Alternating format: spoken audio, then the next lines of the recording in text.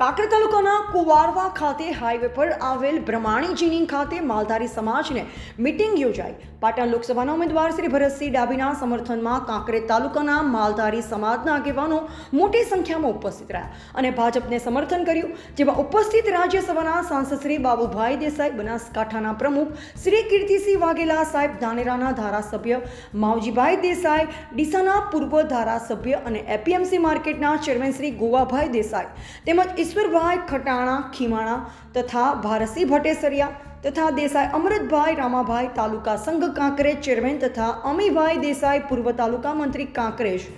તથા તેજાભાઈ દેસાઈ પાર્ટીના કાર્યકર્તા ઉપસ્થિત રહ્યા અને માલધારી સમાજે ભાજપ તરફી મતદાન કરવા આહવાન કર્યું અને ઈશ્વરભાઈ ખટાણાએ માલધારી સમાજ વતી ભાજપ તરફી મતદાન કરવા આહવાન કર્યું અને